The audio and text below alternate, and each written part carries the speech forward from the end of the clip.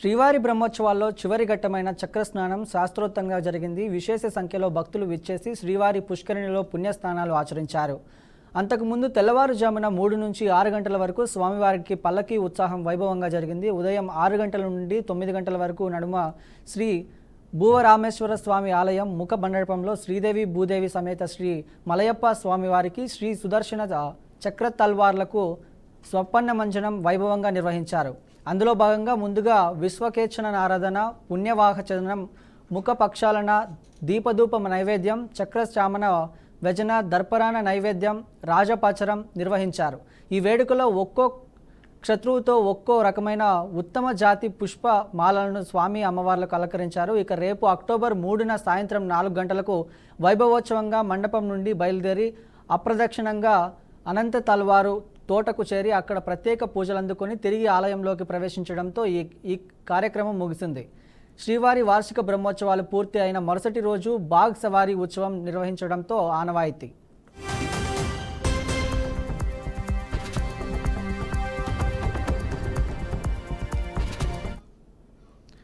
Right, దీనిపై పూర్తి సమాచారం మా ప్రతినిధి సురేష్ అందిస్తారు. సుధీర్, చెప్పండి. బ్రహ్మం ఈ రోజు తీసుకున్నట్లయితే తిరుమల శ్రీవారి సాలకట్ల బ్రహ్మోత్సవాలలో చివరి ఘట్టమైనటువంటి చక్రస్నానం అత్యంత వైభవంగా జరిగింది. వేల సంఖ్యలో భక్తులంతా కూడా ఈ యొక్క చక్రస్నానాన్ని తిలకించి అలాగే ఈ యొక్క పుష్కరిణిలో స్నానం ఆచరించి పునీతులయ్యారు.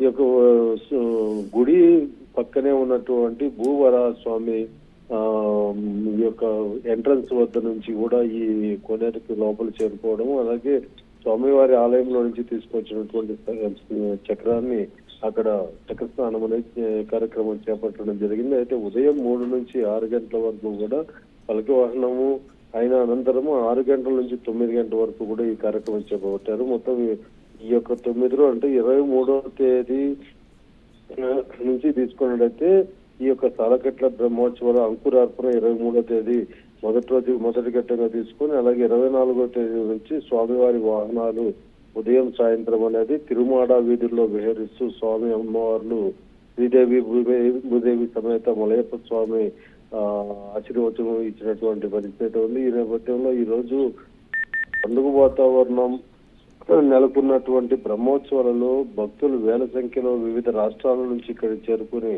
స్వామివారిని దర్శించుకున్నారు. అలాగే దాదాపు 200 పైగా బృందాలు, కళా బృందాలు 20 రాష్ట్రాల నుంచి వచ్చి స్వామివారి వాహనాల ముందు వివిధ రకాలైనటువంటి సాంస్కృతిక నృత్యాలు, అలాగే జానపదాలు, వివిధ వేషధారణలు వేసుకొని భక్తులను ఆకట్టుకునే దిశగా ఉండింది. ఇక టీటీడీ అధికారం తీసుకుంటే పాలక మండలి అధికారులతో కూడా పూర్తి స్థాయిలో సమిష్టిగా ఈ యొక్క బ్రహ్మోత్సవాలు విజయవంతం చేశారు.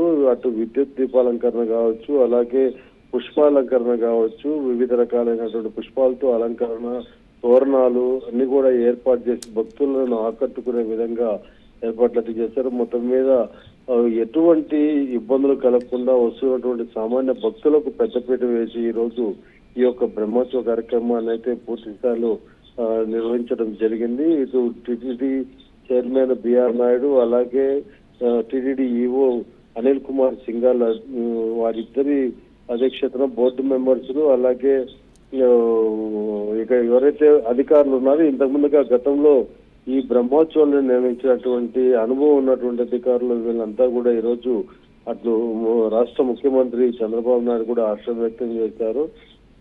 ఈరోజు ఉదయం ఈ యొక్క చక్రస్నానంకి చూసుకున్నట్టయితే అనుకున్న రీత్యా కన్నా కూడా ఎక్కువ భక్తుల సంఖ్య పెరగడం, అలాగే నాడునమాడ వీధిలో ఉన్నటువంటి మార్కెట్లంతా కూడా నిండిపోయి ఈ యొక్క కోనేరులోకి పుష్కరంలోకి చాలా వరకు కనీసం ఇసుక వేస్తే దొరకనటువంటి గ్యాప్ ఉన్నటువంటి విధంగా జనసందోహం అనేది ఏర్పాటు చేసి చక్రస్నాన సమయానికి వాళ్ళు కూడా ఈ యొక్క పుష్కరంలో స్నానమాచరించి పునీతులయ్యారు. Right, thank you Sudheer.